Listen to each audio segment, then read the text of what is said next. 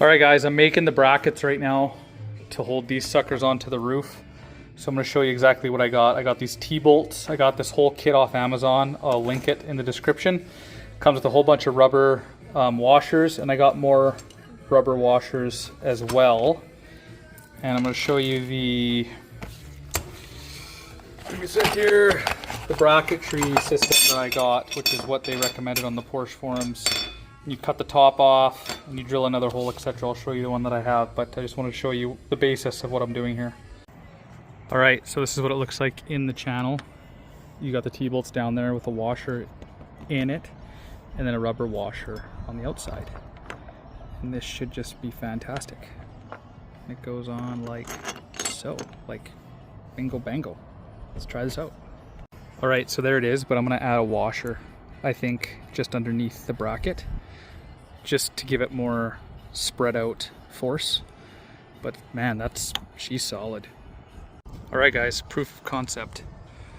And there she is. Everything fits perfectly. I'm just gonna have to shave the angle a little bit down here so this can sit flush. It's just hanging up a little bit there, but it's still, all the weight is on the car. So yeah, stoked. All right, so I am turning this into a left-hand side bracket, and I'm just deburring it after I cut it so it doesn't bite me when I install it. The other one turned out great.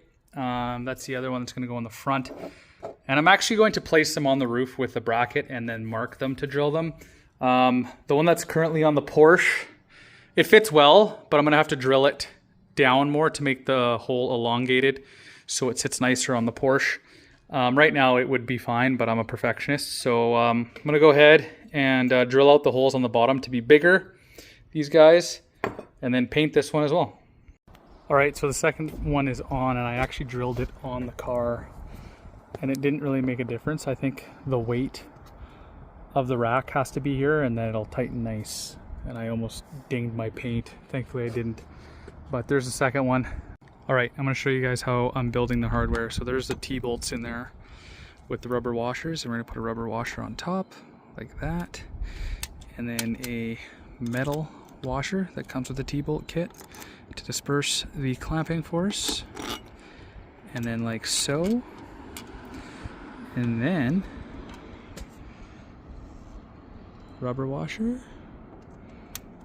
And then metal washer. Metal washer, and then nut. And this has proven to be a pretty good system.